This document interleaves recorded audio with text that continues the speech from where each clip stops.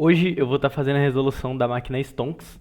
Ela é uma máquina do Hacking Club de CTF e ela é do nível médio, porém ela é uma máquina meio curta, vamos dizer assim. Então eu vou tentar não pular alguns conceitos básicos para o vídeo não ficar muito curto. E ela começa com uma vulnerabilidade de SSRF.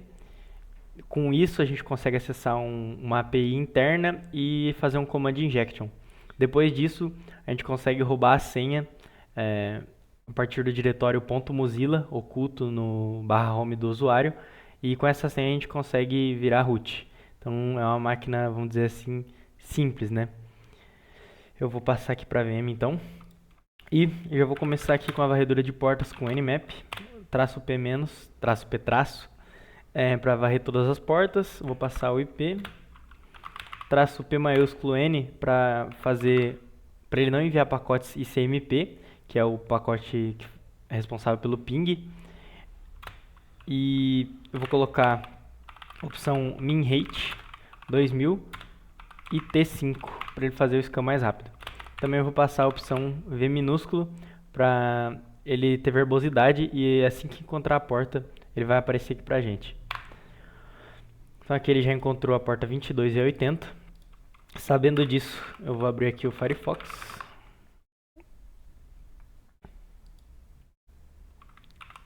Aí. E vou acessar aqui a porta 80.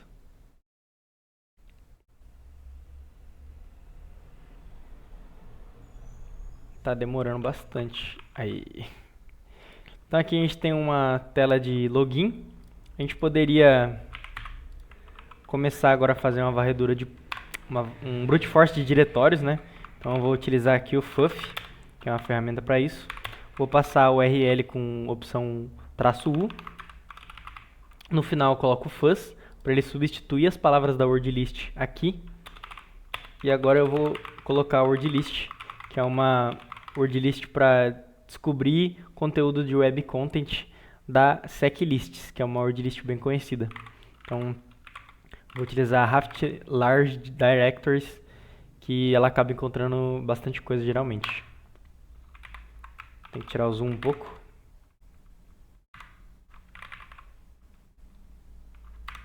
Vou deixar executando aqui. E a gente já encontrou register, né? Então a gente pode colocar aqui register.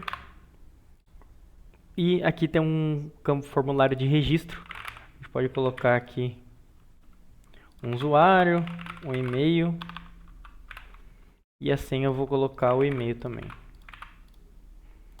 Então a gente registra aqui. E agora a gente deve conseguir fazer o login. Na real a gente já foi redirecionado. Então para dashboard. Dá para analisar aqui o profile. Então aqui a gente tem uma função para atualizar informações, né, do profile. Eu posso interceptar eu posso na real fazer uma requisição aqui, ver se tem alguma requisição sendo enviada e interceptar com o Burp Suite. Aí a gente consegue analisar se tem alguma vulnerabilidade que pode ser explorada, um IDOR, por exemplo, para a gente conseguir alterar, sei lá, o nome de usuário ou e-mail do administrador. Então é interessante a gente interceptar se é que tem alguma requisição sendo enviada, tá?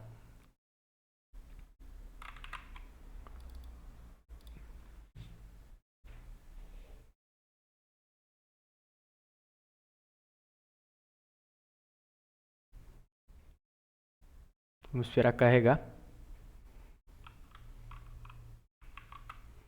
Então aqui eu já estou utilizando a extensão Foxy Proxy. Essa extensão ela está fazendo um proxy para a porta 8080 local, que é onde o Burp Suite está configurado aqui também. Ó. Se a gente vir em Settings, tem a proxy escutando aqui no IP local, na porta 8080. Então, ao enviar a requisição aqui, a gente pode olhar o histórico de HTTP e vai aparecer aqui, a requisição. Eu vou colocar um filtro aqui para estar pegando as requisições somente desse IP, para não aparecer as do Google. Então eu vou aqui em Filter e aplico. E aqui ele deu um patch, né, um método HTTP chamado patch, para atualizar as informações do usuário. E ele passou aqui o nome e o e-mail. Porém, ele não passa nenhum ID, nenhum número. Então, eu acredito que essa função não seja nada. E depois ele redireciona pro barra profile, que retorna algumas informações do meu usuário. Por exemplo, ID, nome e beleza. Então vamos olhar outras funções do site agora. Tá, aqui a gente também tem um update password. A gente poderia olhar se é possível alterar também a senha do administrador. Então eu vou fazer aqui com a minha senha no caso, né? E vou alterar aqui a senha para password. E eu vou interceptar essa requisição com o burp também. Só que agora eu vou realmente interceptar. Então a requisição vai ficar parada aqui no burp. Ao enviar, ele está passando aqui a current password e a nova senha. Então aqui também não está sendo passado nenhum ID, nenhum usuário. Então eu acredito que não daria para a gente, por exemplo, alterar a senha do administrador. Então eu vou tirar a intercepção e vamos olhar outras funções da página. A gente tem aqui esse barra crypto, que não tem nada. Ele está falando que a gente perdeu o trem da crypto. E para tentar recarregar a página, tem aqui o stocks também. E aqui tem algumas informações sobre a minha carteira. E tem uma função aqui de adicionar estoque. Então a gente tem que passar o ticker. No caso eu posso colocar esse da Apple aqui, a APL. E o estoque que eu quero adicionar. Vou colocar qualquer coisa. E também vou interceptar com o burp, tá? Então ao enviar aqui, me apareceu uma mensagem para esperar 2 dias para as atualizações serem refletidas na carteira. E se a gente analisar aqui a requisição, add stock, eu enviei ela para o repeater e a gente está vendo que ele envia uma requisição post e ele passa aqui um URL, o site passa um parâmetro JSON com URL e esse URL aqui é do Carry Finance e ele está vendo, ele está pegando alguma informação de lá. A gente pode até jogar ele aqui, ó. Olha lá. E ele é um JSON com várias informações e ele só está filtrando e enviando pra gente, eu acredito. Então, quando a gente tem um site enviando requisições assim e é possível manipular, no caso eu sou usuário e eu estou conseguindo manipular aqui direto pelo JSON, eu posso testar o SSRF, que é justamente essa vulnerabilidade da gente manipular para onde o servidor envia as requisições. Eu posso simplesmente abrir um web server com Python, por exemplo. Ele está servindo na porta 8000. E eu pego o meu IP, né? Copiei aqui. E eu vou passar aqui o IP e a porta. Quando a gente envia isso, ele colocou que o estoque foi adicionado com sucesso e o código de resposta deu 404 aqui, file not found, porque ele bateu no servidor, porém ele não encontrou nenhum arquivo, né? No caso que eu passei 123. Então a gente realmente consegue manipular as aquisições aqui pelo site, tá? Então quando a gente encontra uma vulnerabilidade dessa, é interessante a gente colocar o IP local e fazer um fuzzing de portas. Então a gente passaria aqui no intruder, por exemplo, e adicionaria uma word list contendo, por exemplo, muitos números, e aí eu poderia fazer um brute force para ver qual porta que está aberta internamente e a gente pode interagir. E se a gente fizer isso, é possível descobrir a porta 8080, se eu não me engano. Eu não vou fazer por conta de gastar tempo do vídeo, tá? Mas se a gente der uma request para a porta correta, ele dá um cannot get barra. E se a gente colocar outra porta, ele simplesmente dá uma outra resposta. Qualquer outra porta, ele daria essa resposta, tá? Então, batendo aqui, a gente descobriu que tem um server HTTP interno, né? Então, a gente também poderia fazer um brute force para descobrir os diretórios se tem algum diretório ou algum arquivo presente desse servidor. E se a gente fizer isso também, poderia fazer pelo intruder aqui, colocaria a word list, por exemplo, a que eu usei anteriormente para descobrir os diretórios, eu poderia passar ela aqui e eu ia descobrir o endpoint API docs. Se a gente acessar aqui, é um diretório e é um Swagger UI, então a gente pode até pesquisar o que é Swagger UI, né? E a gente vai descobrir que o Swagger UI é um gerenciador de APIs, basicamente. É um conjunto de ferramentas para desenvolvedores de API. Então, a gente pode continuar analisando ele. E aqui tem alguns arquivos de JavaScript. Eu não sei se vai ficar muito fácil de visualizar, mas tem aqui, por exemplo, Swagger UI Bundle.js. E a gente pode tentar ler ele. Como ele está nesse diretório, eu passo aqui e envio a requisição. Então aqui tem esse JavaScript. A gente vê que ele não é muito interessante. A gente pode tentar ler outro JavaScript, como por exemplo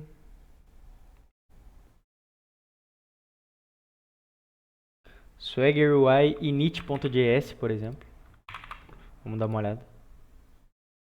E nesse JavaScript a gente consegue ver meio que um usage mode, né, meio que um manual, eu não sei a palavra que eu uso aqui, mas ele passa vários endpoints e fala o que eles estão fazendo, ó. Por exemplo, que a gente tem a versão da API, está rodando na porta 8080.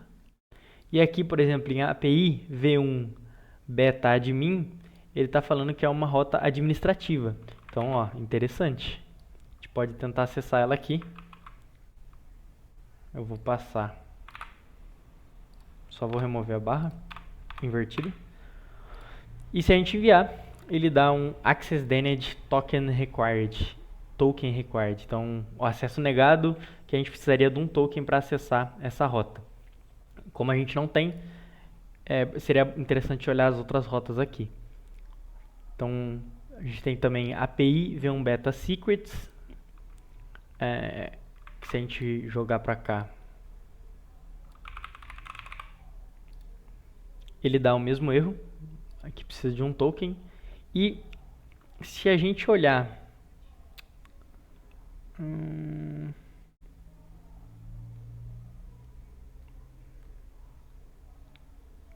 API v1 Beta Connect, ele está falando que ele faz uma conexão com o socket. Então, a descrição dele aqui, ele fala que ele vai fazer um ping, basicamente, para o IP que a gente passar.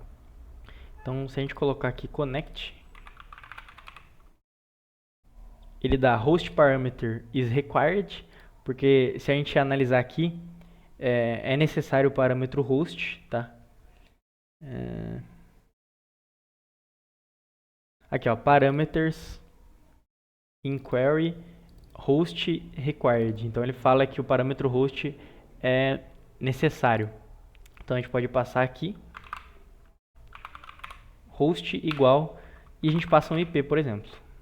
Eu vou passar o meu e ele vai fazer um ping. Ele coloca aqui que o ping não teve sucesso, porque na verdade que teve sucesso. E a gente poderia até utilizar o TCP dump, que é uma ferramenta para visualizar protocolo TCP. Eu passo a interface de rede, que é a TUN0, a interface da VPN, e eu coloco o tipo de pacote que eu quero visualizar, que é o ICMP, o do ping. Então, se a gente escutar aqui com o TCP dump e enviar de novo essa request, ele está realmente fazendo um ping, ó. Tá enviando aqui, ele está enviando o ICMP request e a gente está respondendo com reply, que isso é o funcionamento básico do ICMP. E bom, aqui a gente pensaria num command injection, né? Porque a gente está passando o IP e ele está fazendo ping. Então, pode ser que ele simplesmente esteja pegando, por exemplo, lá no back-end, esteja pegando aqui o que eu estou passando, por exemplo, uma variável, e está passando aqui para o ping, por exemplo, o meu IP. Então, ele pode estar fazendo assim, ó, IP igual localhost, e depois ele dá um ping no IP, por exemplo. Ele pode estar fazendo isso. Ele não está fazendo isso, mas eu acho que é um exemplo bom para dar. Então a gente poderia, por exemplo, utilizar o ponto vírgula para executar um outro comando. E um comando interessante seria, por exemplo, uma requisição HTTP com curl. Então eu abro um web server de novo.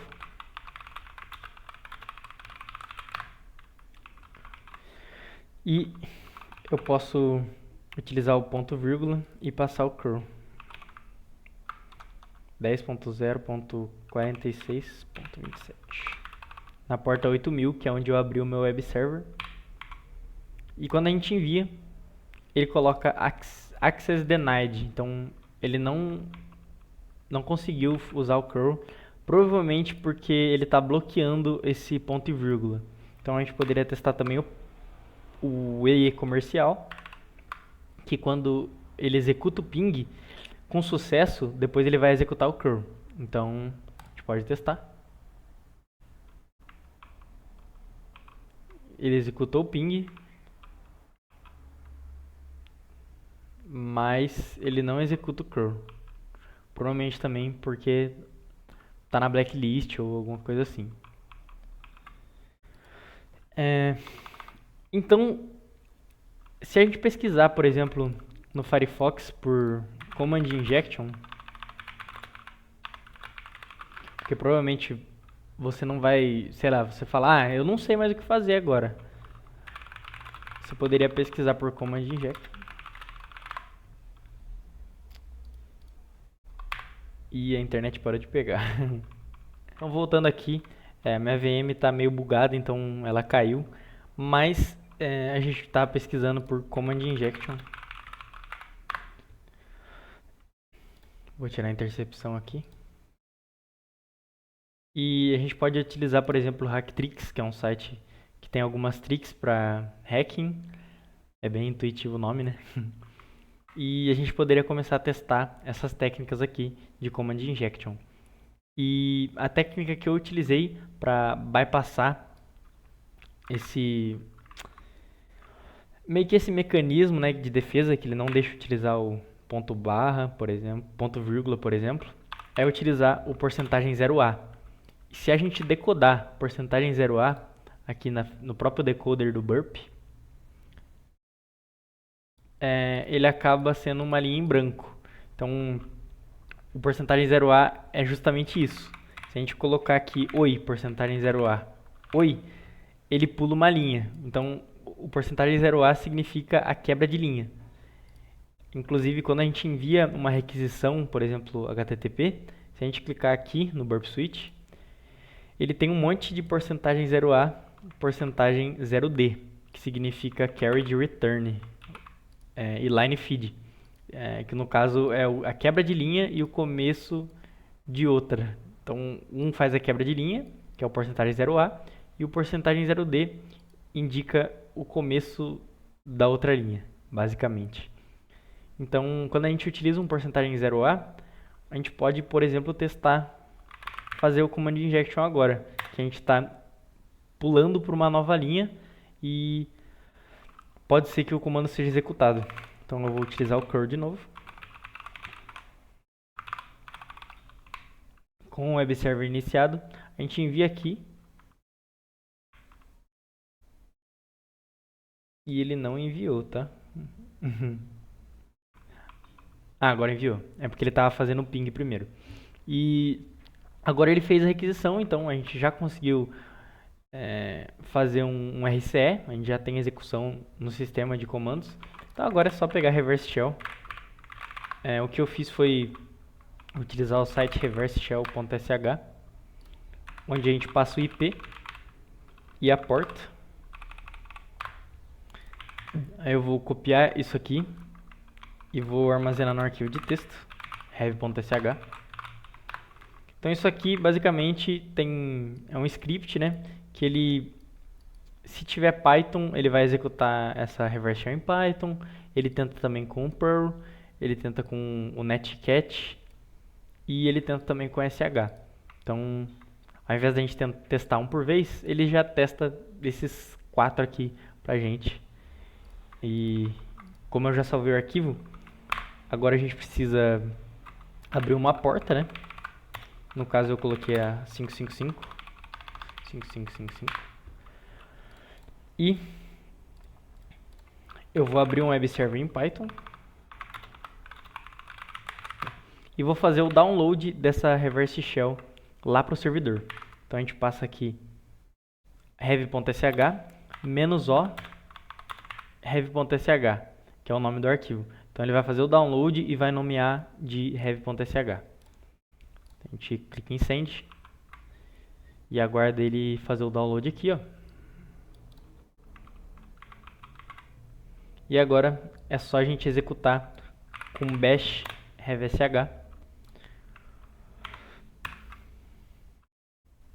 e a gente recebe a shell reversa. Então aqui a gente pode melhorar a shell com export term. A gente está exportando um terminal. A gente pode ver se tem Python 3 aqui na máquina. Então com ele a gente pode utilizar o pty para melhorar a shell também. Então a gente usa o pty.spawn.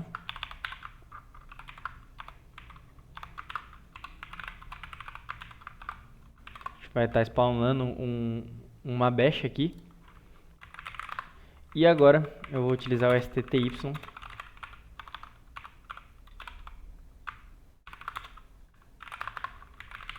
E agora a gente tem uma shell interativa.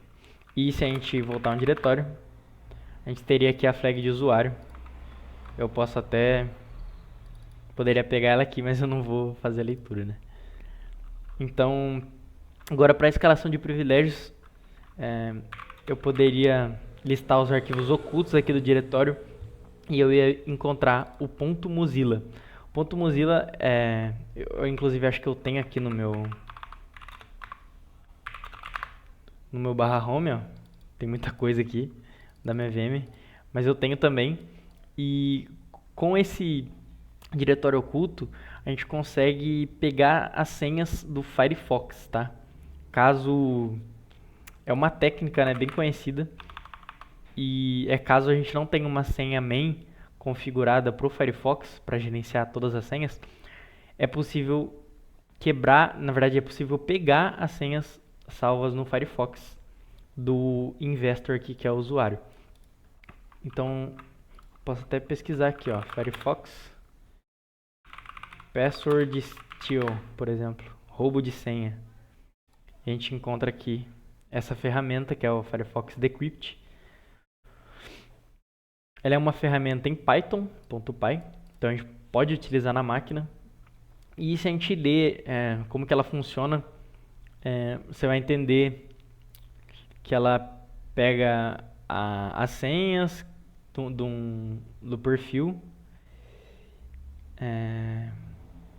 Você precisa ter acesso a libnss3. No caso, se a gente acessar aqui o .mozilla, Firefox, e esse diretório aqui,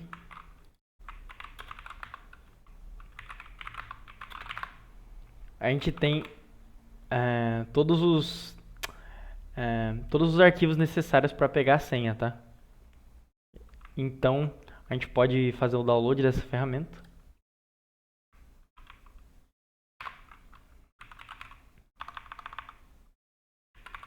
Eu vou dar um git clone. Não, na real eu vou baixar só a ferramenta mesmo. Não vou pegar o repositório inteiro, não.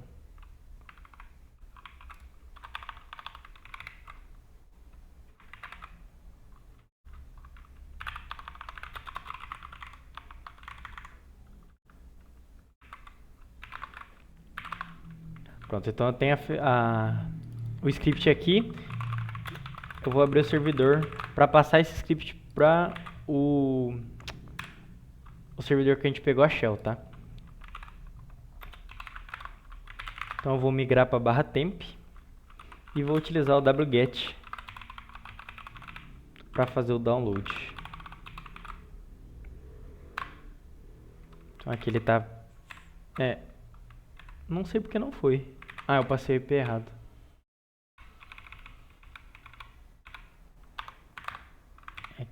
Então aqui ele já fez o download. Aqui. Eu vou dar permissão de execução para ele. E a gente já consegue executar ele com o Python 3. Esse script ele precisa ser executado com o Python 3. E por padrão ele pega o profile ini nesse diretório aqui. Porém, o diretório não é esse que tem o profile.ini. Então a gente tem que passar o caminho inteiro, que no caso é... Eu tenho que até lembrar aqui.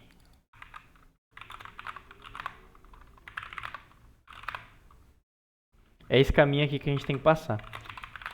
Então eu utilizo o script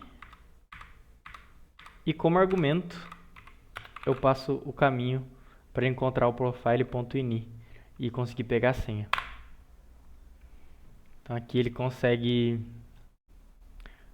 fazer isso. Ele não encontra o profile.ini também, mas ele conseguiu pegar a senha aqui.